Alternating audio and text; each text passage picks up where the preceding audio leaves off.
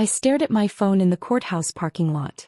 Mom's message glowed on the screen, each word a familiar knife.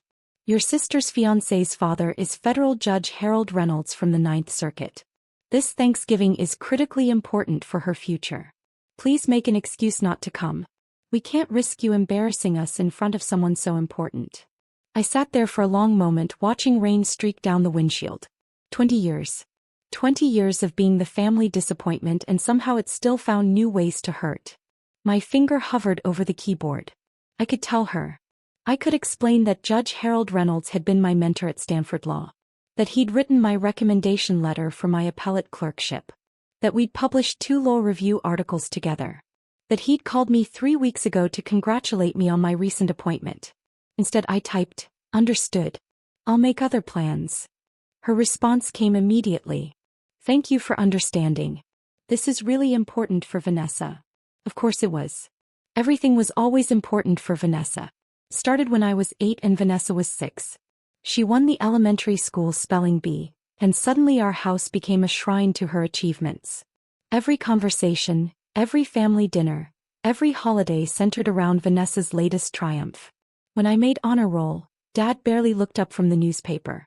When Vanessa got a B+, they hired a tutor and threw her a party when she brought it up to an A.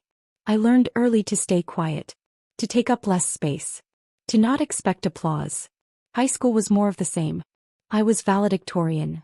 Mom mentioned it once to her book club, then spent 20 minutes talking about Vanessa's role in the spring musical. I got a full scholarship to Berkeley. Dad said, "That's nice," and returned to discussing Vanessa's cheerleading schedule. At my college graduation they arrived 40 minutes late because Vanessa had a hair appointment. They missed me walking across the stage. Mom's apology was brief. "Well, you understand. Vanessa's senior prom is next week and she needed to find the right stylist." I understood.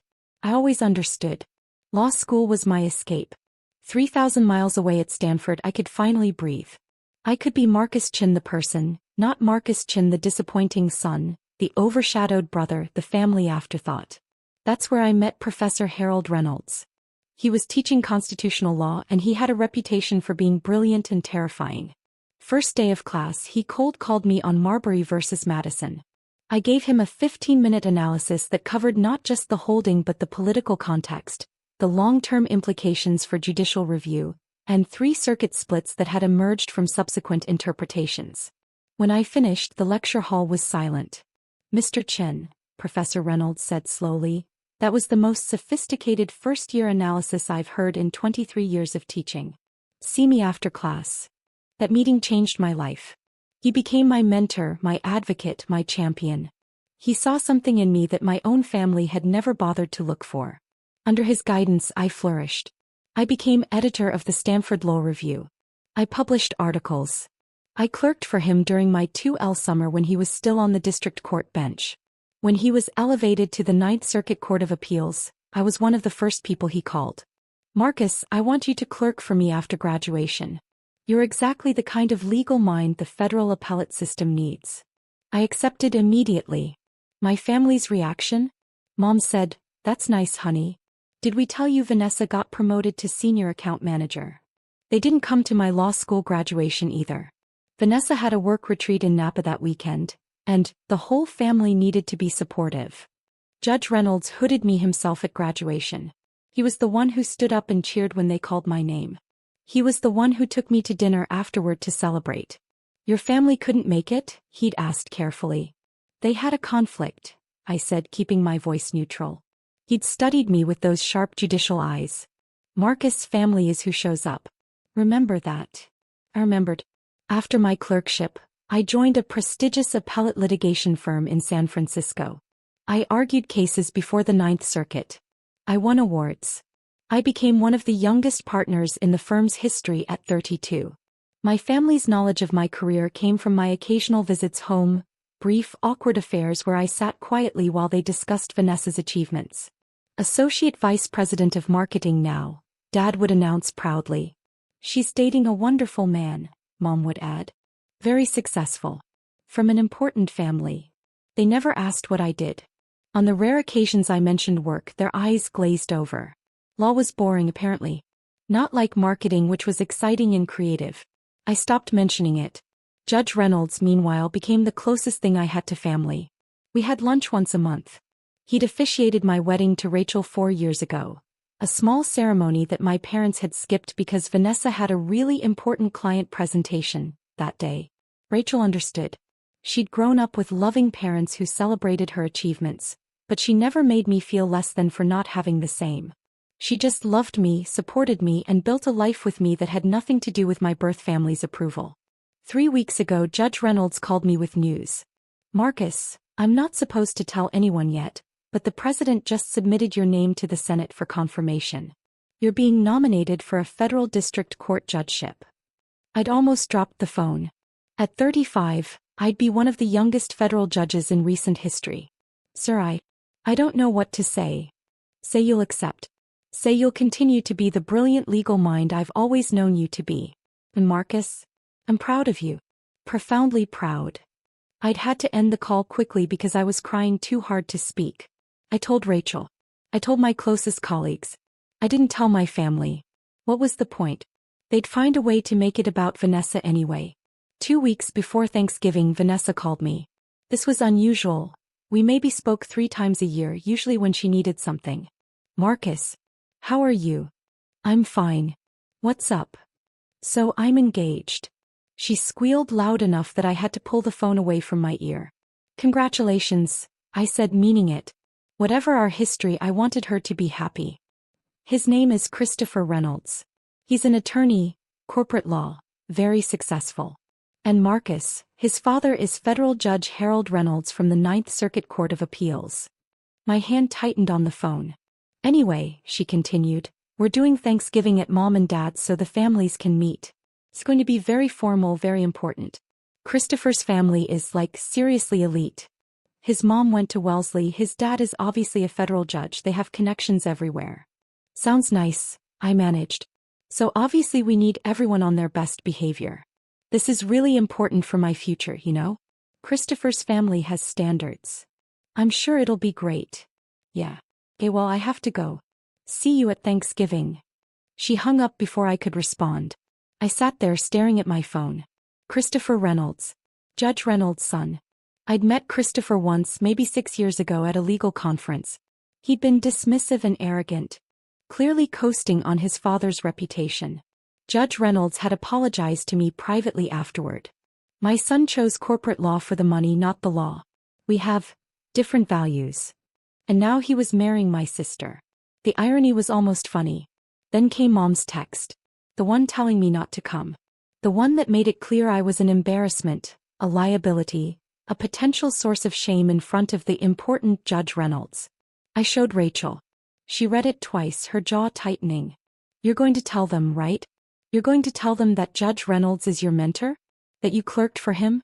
That you're about to become a federal judge yourself?" "No. Marcus." "Rachel, what's the point? So I can watch them scramble to save face? So I can hear Mom's excuse about how they didn't know. How was she supposed to know? I never tell them anything about my life. They never ask." "Exactly. They never ask. And you know what? I'm tired of hoping they will. I'm tired of waiting for them to see me. I don't need their validation anymore. Have you? I have Judge Reynolds. I have a career I love. I'm enough." Rachel pulled me into a hug. "You're more than enough. You're extraordinary. And they're idiots for not seeing it." I held her tightly. "I don't want to go to Thanksgiving." "Then don't." "But part of me." I pulled back. "Part of me wants to see it. When Judge Reynolds recognizes me. When they realize I'm not the family failure they've always treated me as." Rachel's eyes glinted. "You want to watch their faces. Is that petty?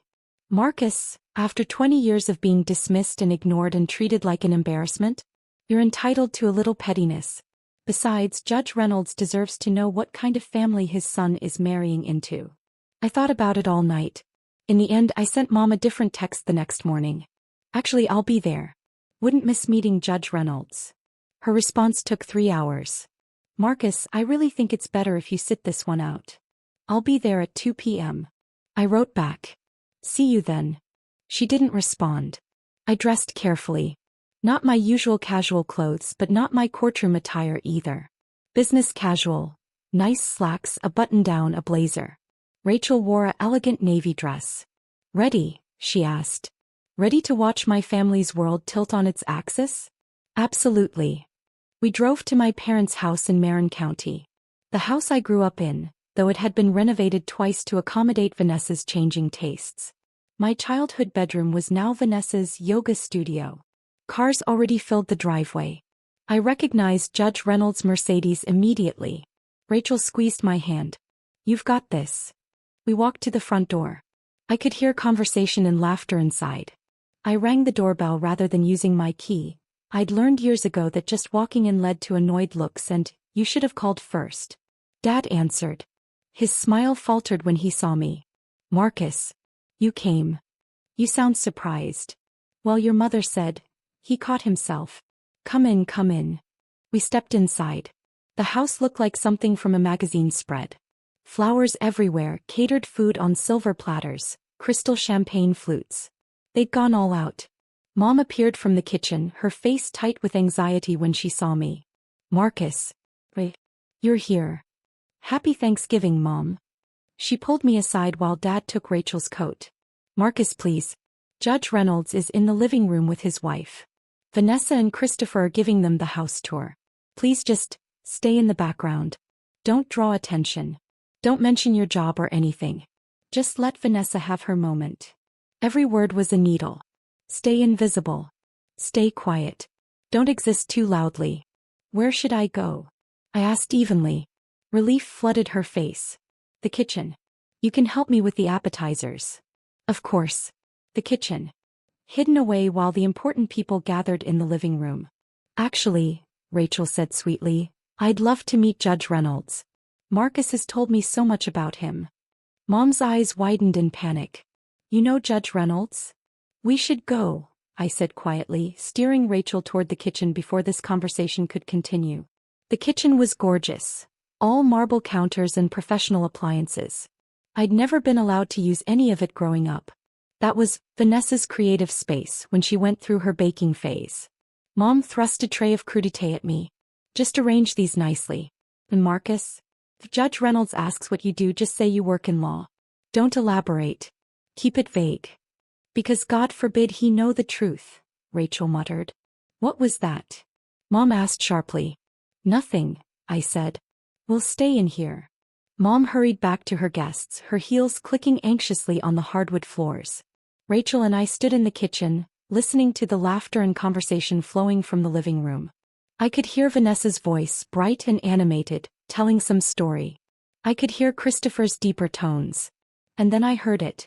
Judge Reynolds' distinctive laugh, the one I'd heard 100 times over lunches and coffee and late nights working on legal briefs. This is surreal, Rachel said. They literally have you hiding in the kitchen while your mentor is in the next room. It's fine. It's not fine. Marcus, you're about to be a federal judge. You argued before the Supreme Court last year. You've published in the Harvard Law Review. And they have you arranging vegetables like you're the help. I was saved from responding by Vanessa sweeping into the kitchen. She looked stunning as always. Designer dress, perfect hair, engagement ring that probably cost more than my car. Oh, Marcus. You actually came. Her tone suggested this was an unfortunate development. Look, I need you to understand how important this is. Christopher's family is incredibly distinguished. His mother serves on 3 nonprofit boards. His father is one of the most respected federal judges in the country. I need to make a perfect impression. I'm sure you will. Which is why Mom asked you to stay in here. It's not personal. It's just, you know how you are. Awkward. You don't really know how to talk to successful people. And the last thing I need is you mentioning your little law firm job and making it seem like our family isn't sophisticated. Rachel's hand found mine, squeezing hard. Grounding me. My little law firm job, I repeated softly. You know what I mean. It's fine for you, obviously. But compared to what Christopher does, he's partner track at Morrison and Forster, Marcus. That's big time. And Judge Reynolds expects excellence. I can't have what? She had the grace to look slightly uncomfortable. Can't have my less successful brother making us look bad. Just stay in here for cocktails, okay? Maybe you can join us for dinner. If things are going well. She swept out before I could respond. Rachel turned to me, her eyes blazing. That's it. I'm telling them. No. I caught her arm. Not yet. Let them have their perfect cocktail hour. Let Vanessa bask in her triumph. And then Judge Reynolds will come looking for the hors d'oeuvres. He always gets hungry at parties. I clerked for him long enough to know his patterns.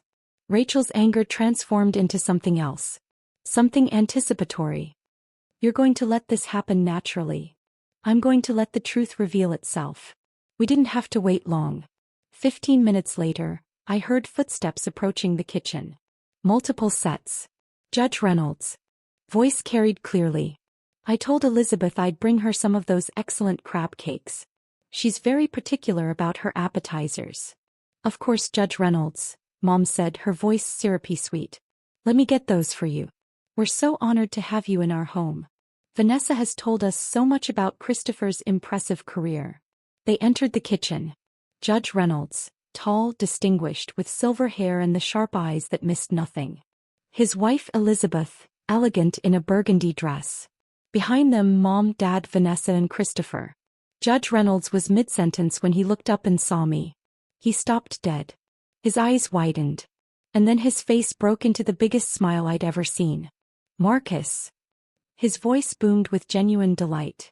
Marcus Chin. What are you doing hiding in the kitchen? The silence that followed was deafening. I smiled.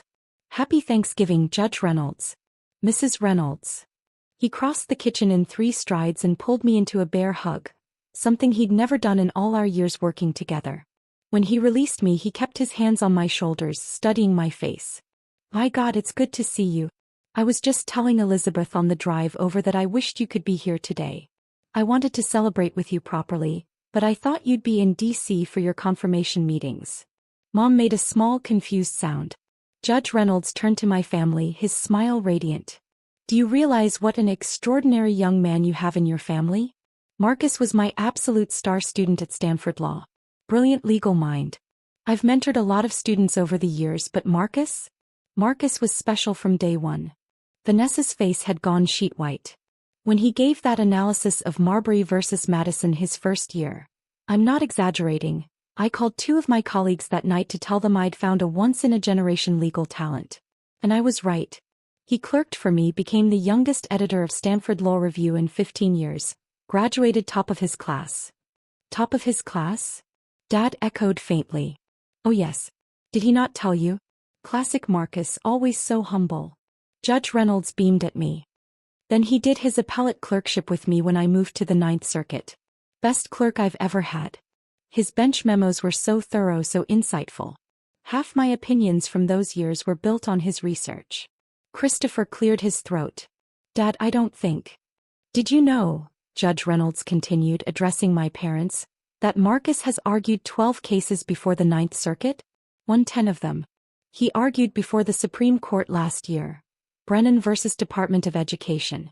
The justices cited his oral arguments in their opinion. Do you know how rare that is? Mom's champagne flute was trembling in her hand. And now, Judge Reynolds pulled me close again, pride radiating from every pore. Now he's about to become one of the youngest federal district court judges in the country. The president nominated him 3 weeks ago. The Senate confirmation is a formality at this point. Everyone I've spoken to has nothing but glowing things to say. The kitchen had become a vacuum. No one breathed. Judge Reynolds finally seemed to notice the tension. His smile faded slightly as he looked around. I'm sorry, did I reveal something that wasn't public knowledge yet? Marcus, I assumed your family knew about your nomination. No, sir, I said quietly. I hadn't mentioned it. His eyes sharpened. There was the judicial mind piecing together what he was seeing. The kitchen I'd been standing in. The way my family was staring at me like I was a stranger. The utter shock on their faces. I see, he said slowly. He turned to Vanessa. You never mentioned your brother's appellate clerkship. Vanessa opened her mouth. Closed it. No sound came out. Or his law review editorship. Silence. Or his Supreme Court argument. More silence. Judge Reynolds looked at my parents. Do you not discuss Marcus's career? He's one of the most accomplished appellate attorneys on the West Coast. Dad found his voice first. Marcus never really talks about work. Because you never ask, Rachel said clearly. Every head swiveled toward her. In 4 years of family dinners, not once has anyone asked Marcus about his job. Not once. That's not, Mom started. You didn't come to his law school graduation, Rachel continued, her voice steady but fierce. You didn't come to his swearing-in ceremony when he joined his firm. You didn't come to our wedding. And today, you literally told him to hide in the kitchen so he wouldn't embarrass you in front of Judge Reynolds. The man who's been more of a father to Marcus than anyone in this room. Elizabeth Reynolds made a small, shocked sound. Judge Reynolds' face had gone very still. Is this true, Marcus? I met his eyes. Yes, sir. They asked you to hide in the kitchen. Mom thought it was best if I stayed out of the way. Vanessa felt my career might not reflect well on the family compared to Christopher's success. Christopher looked like he wanted the floor to swallow him. Judge Reynolds turned to my sister, and I'd seen him use that exact expression on attorneys who'd come to his courtroom unprepared. Ms. Chin, your brother, who you apparently view as an embarrassment, has accomplished more by 35 than most attorneys achieve in their entire careers. He's respected by every judge on the Ninth Circuit. He's published in the top 3 law reviews in the country. And he's about to receive lifetime appointment to the federal bench. Vanessa's eyes filled with tears. Meanwhile, Judge Reynolds continued, his voice quiet but cutting, my son Christopher works in corporate mergers and acquisitions. It's fine work. Lucrative. But Marcus chose public service. He chose justice. He chose the harder path, the one that matters. Dad, Christopher started. No, Christopher. This needs to be said. Judge Reynolds looked at my parents. I don't pretend to understand family dynamics. But I do understand character. And Marcus has more integrity, more brilliance, more dedication to the law than any young attorney I've encountered in 30 years on the bench. If you've been too blind to see that, that's your tragedy, not his. Mom's wine glass shattered on the tile floor. The sound of breaking glass seemed to break the spell. Mom stared at the wine spreading across her perfect floor. I don't. Marcus, why didn't you tell us? Why didn't you say something? When? I asked simply. When would I have told you? At my college graduation you missed? At my law school graduation you skipped? During one of the family dinners where you spent 2 hours discussing Vanessa's marketing promotions and didn't ask me a single question about my life. You could have just said something. Vanessa cried. You always act like you're better than everyone, staying quiet, acting superior.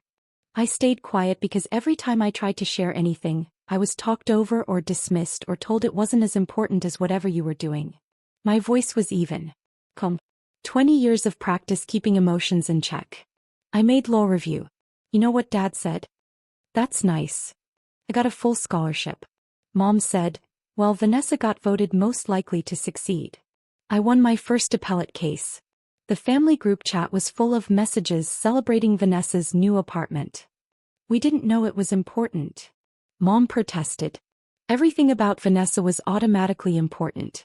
Everything about me had to earn attention, and it never did. So I stopped trying. Dad finally spoke, his voice hoarse. Son, I had no idea you were so accomplished. Why wouldn't you tell your own father that you're becoming a federal judge? Because you've made it clear for 20 years that nothing I do matters unless it somehow elevates Vanessa. And honestly, I didn't need your approval anymore. I have Judge Reynolds. I have Rachel.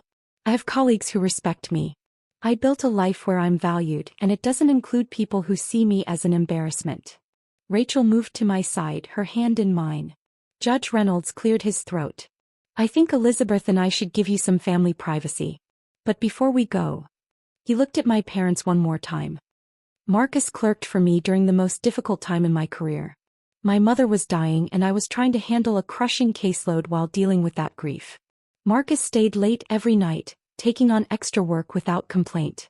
He researched cases, drafted opinions, and never once asked for special recognition. He did it because he cared about the law and because he cared about me. His voice grew thick. When my mother passed, Marcus was at the funeral. He'd driven through the night to be there. He didn't tell me he was coming, he just showed up because he knew I needed support. That's who he is. That's the kind of man you've had in your family all along. He turned to me. Marcus, Rachel, would you like to join Elizabeth and me for dinner? We'd be honored to have you.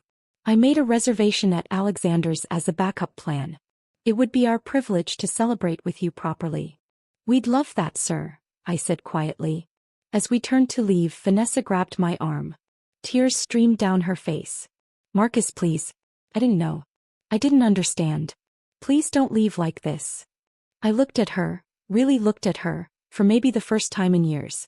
I saw not my golden child sister, but a woman who'd been told her whole life that she was special simply for existing, while I'd had to fight for every scrap of recognition. It wasn't entirely her fault. Our parents had created this dynamic. But it was her fault that she'd perpetuated it. That she'd looked down on me, dismissed me, told me to hide in the kitchen at my own family's Thanksgiving. I need to go, I said gently, removing her hand. Maybe someday we can talk. When you're ready to see me as a person instead of an embarrassment. But not today. My Senate confirmation hearing was brutal. 12 hours of questioning. Every case I'd ever worked on dissected. Every legal opinion I'd ever written scrutinized. Judge Reynolds sat in the front row the entire time, a steady presence. Rachel sat beside him, her hand occasionally touching her rounded belly. We'd announced our pregnancy the week before. My parents sat in the back. They'd called 3 times asking to come.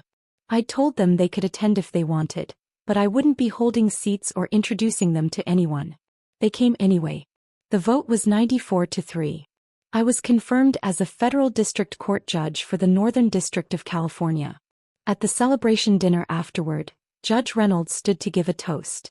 20 years ago, a nervous first-year law student gave me the most brilliant cold call analysis I'd ever heard. I knew immediately that Marcus Chin was destined for greatness. What I didn't know was that he'd also become like a son to me. Marcus, you've earned this appointment through talent, dedication, and unwavering integrity. I couldn't be prouder. He raised his glass. To Judge Marcus Chin, brilliant legal mind, faithful friend, and one of the finest men I've ever known. Everyone drank. Everyone cheered. I looked around the room. Judge Reynolds and Elizabeth. Rachel, glowing with pregnancy. My colleagues from the firm. Law school friends. Other judges and attorneys who'd become my chosen family. And in the back, mostly ignored by everyone else, my parents and Vanessa sat quietly. After dinner, Mom approached me. Marcus, that was wonderful. We're so proud. Thank you for coming. Could we maybe have coffee sometime? Talk. I looked at her for a long moment. I saw regret there. Real regret. But also discomfort. The discomfort of realizing you don't actually know your own son, and that it's too late to change most of it. Maybe, I said. Someday. When I'm ready. She nodded, eyes watering. I understand. I just want you to know. I'm sorry. For all of it. I know. She walked away. Dad gave me an awkward wave. Vanessa hung back, looking lost. Judge Reynolds appeared at my elbow. You okay? Yeah. I really am. You don't owe them forgiveness, you know. Not on any timeline but your own. I know. And honestly, I don't know if I'll ever fully forgive them. But I also don't need to. I don't need their validation anymore. I have everything I need right here. I looked around the room again. I have people who chose me. Who saw me. Who believed in me when no one else did. Judge Reynolds smiled. Speaking of which, Rachel tells me you're having a girl. We are. Have you thought about godparents? I met his eyes. Actually, sir, we were hoping you and Elizabeth would consider it. His eyes grew bright. Marcus, we would be deeply honored. Rachel joined us, her hand on my arm. Ready to go, Your Honor? I laughed. I'm never going to get used to that title. You better. You earned it. We said our goodbyes and walked out into the warm California night. My phone buzzed. A text from a group chat with my law school friends. Judge Chin. Drinks tomorrow to celebrate. I smiled and typed back. Absolutely. First round's on me. Rachel leaned against me as we walked. You know what I love most about tonight? What? You didn't need them there to make it meaningful. You built your own family. Your own life. And it's extraordinary. He was right. For 20 years I'd been invisible to my birth family. The disappointment. The embarrassment. The one they hid in the kitchen. But I'd never been invisible to the people who mattered. Judge Reynolds had seen me from day one. Rachel loved me exactly as I was. My colleagues respected me. My friends celebrated me.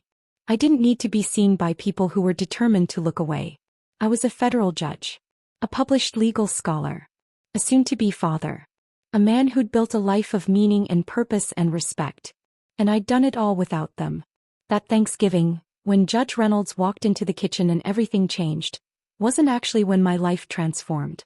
That had happened years earlier when I'd stopped waiting for my family's approval and started building something real with people who truly saw me. The kitchen moment was just when they finally realized what they'd lost. And honestly, that was their tragedy, not mine. I was exactly where I belonged.